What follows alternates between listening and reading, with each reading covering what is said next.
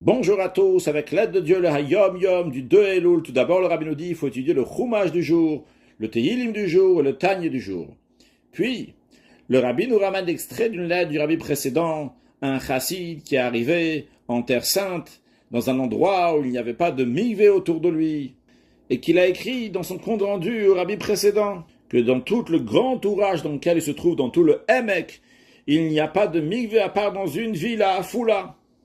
Et le rabbi précédent lui explique qu'il faut absolument influencer les Juifs pour rapprocher leur cœur à Hachem. Et dans cette lettre, le rabbi précédent dit à ce chassid que les Bnei Yisraël, le peuple juif, sont appelés dans le prophète Eretz Chefetz, une terre dans laquelle il y a beaucoup d'objets, beaucoup de récoltes, beaucoup de potentiel. Et le rabbi précédent traduit ça dans le sens qu'il y a beaucoup de trésors qui se trouve dans la terre. Et dans le juif, il y a beaucoup d'amour de Dieu, de crainte de Dieu, de bons traits de caractère. Seulement quoi? Il faut que la personne qui va éveiller l'autre juif va dévoiler ces bonnes midotes, ces bons traits de caractère qui existent déjà dans lui, mais ça dépend de la personne qui vient, qui influence.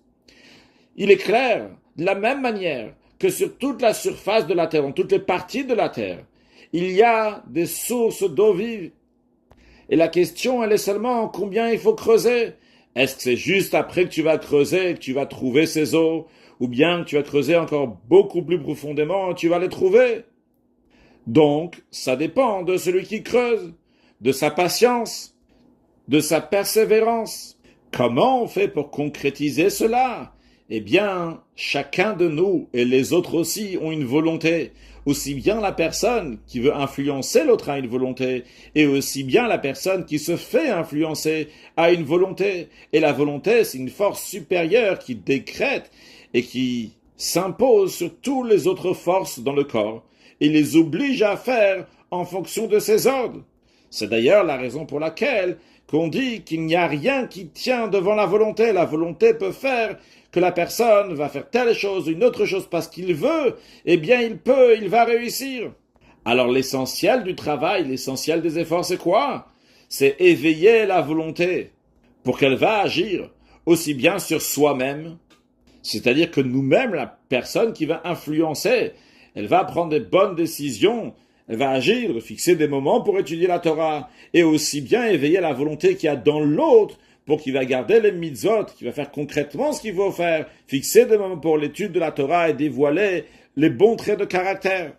Et dans la suite de cette lettre, le rabbi précédent dit à ce chassid qu'il ne peut pas rester les bras croisés.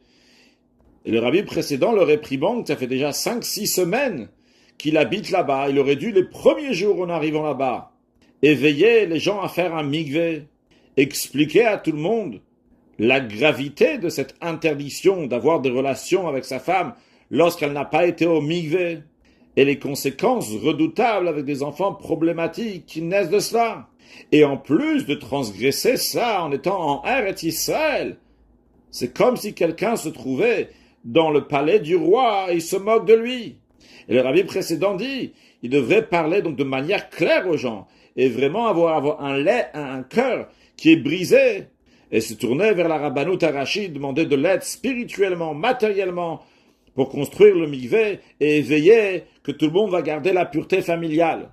Et c'est dans cet esprit donc du Hayom Yom, à savoir que ça dépend de la personne qui influence et que par cela il va éveiller dans les autres juifs parce que tout le monde a déjà ces sources d'eau vive, cette volonté de faire ce que Hachem y veut. On doit juste le dévoiler, le concrétiser pour accueillir royalement Mashiach très prochainement, un excellent Yom.